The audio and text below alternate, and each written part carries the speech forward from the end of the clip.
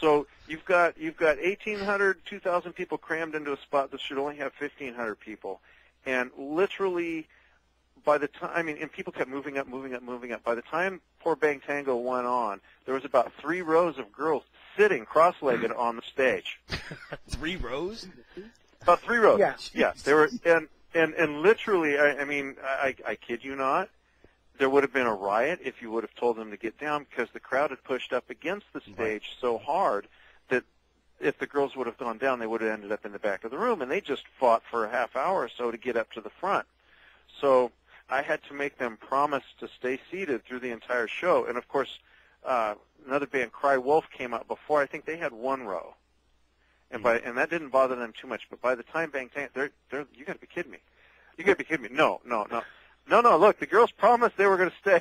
Yeah. When the show finished, literally, if I recall, the room emptied out, and then the tables, while the room was emptying out, all of a sudden it still started shaking, and the whole floor monitors just crashed down. Oh, all the monitors just crashed as soon as the people moved away. Well, didn't they also have the brilliant idea that before the show even started, they had the singer from Bang Tango signing autographs for people walking into the show? No, they had the whole band Lord. At tables, and everybody actually had to come by the Bang Tango table just to get in. That was a brilliant idea. So it was like a meet and greet. Yeah, you know how many girls want to just sign and walk away? None of them. They all wanted to crawl over the table and have children. Right, yeah. And if you guys can remember, you might not be able to pin it down, but around what year was that, if you guys can kind of give us a Bang Tango, that was 90. That was 90? That was 1990, See, that was what I was going to tie into my next thing, keeping kind of with the Sunset Strip.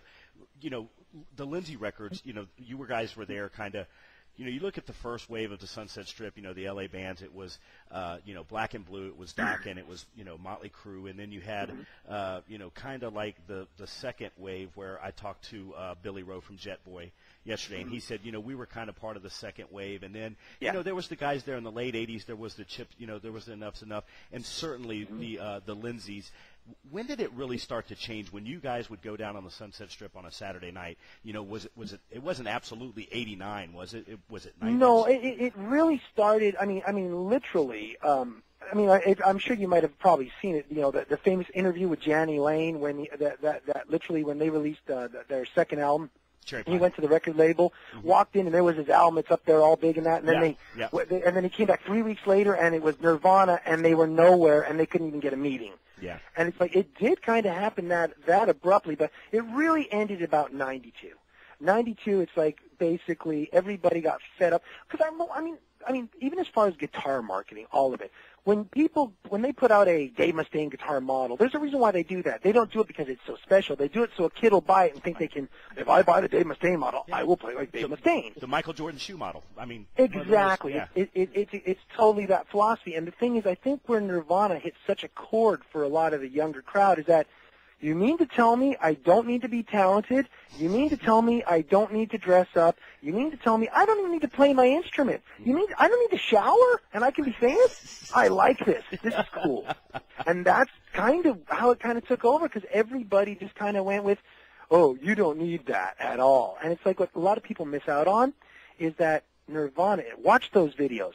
Those are so calculated, it's not even funny. Hell, that's why Kurt Cobain put a bullet in his head because he knew he became as bad as that which he didn't want to be. Right, yeah. He became, and that's something with the name of the album, Victim of Nirvana. For the other end of it, for people who like Nirvana and who might be offended by it, my prerogative is this. Stop and don't be offended by it because not only does this represent what Nirvana did to my genre of music and my career, this album and this cover represents what it did to him. Yeah, Nirvana killed Kurt Cobain. Yeah, absolutely. And that I like the point that you bring up about the video, Richard, because that with the calculated thing, it was just perfect because Josh, one of the guys that is an admin on our site with us, he goes by Joe Sage on the site, but he works with us here, and we kind of work for him. But he also brought up the fact that stuff was just as closely marketed as the hair metal of the 80s, the stuff that came along in the 90s and the 2000s. That stuff was just as closely calculated and marketed as anything that our stuff was. And that was the stone. That was the stone they always used to throw at us was, oh, yeah, you guys are all in it, and it's all just so marketed, and it's all so slick and produced and everything. Your shit was too, guys. Don't try to lie about it. Sure. We all saw Nirvana play that first show on Saturday Night Live. I was going to say, but the exception was we saw Nirvana play live, and when you saw them play live, although after about 2 years of playing, it was a different thing altogether because they had played a lot. But those first times that they played and we all saw, I mean, my jaw hit the ground when I saw them for the first time, and I sat there going, "This is why I haven't got a career? Yeah. This is why?" So you know what though? Personally, I'm more so than the changing market. What I blame everything on are the damn power ballads. Yep. Okay. Mm-hmm. The record companies made such a big deal out of it becoming obligatory. You absolutely positively had to have at least one, if not two or three, of these sappy, useless, pablamistic power ballads. And I might add, we have a song called Obligatory Power Ballad. But I mean, literally, these bands, and no matter how heavy of a rocker they were, how freaking, I mean, it could have been a metal band, but if they put out one of these pissant power ballads, it's going to end up being played on all of the mainstream radio stations, and yeah, you know, it's going to sell them records, and the record company's going to be happy, and they're going to get their 2 cents a play from every station across the United States. But at what cost? Because then all of a sudden, you know, you got these moms buying this album for their kids, and okay, yeah, that one song sounds like that, but the rest of it's. That's the death knell right there. Right. The death knell for any band is the day mom and dad say, "I like that, honey." Yeah. We around here we call them the 8th grade dance songs.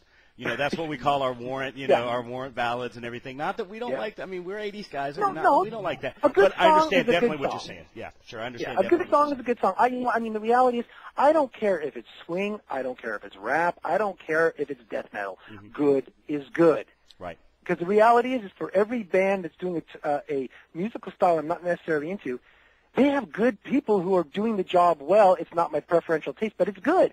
And they have their sucky-ass people that have no idea what they're doing, and it sounds terrible. Mm-hmm. But when that's the tune that's getting pushed, and the rest of the album is just throwaway as far as the record company is concerned, that's what killed them. Yeah. That, you know, as far as the music end of it,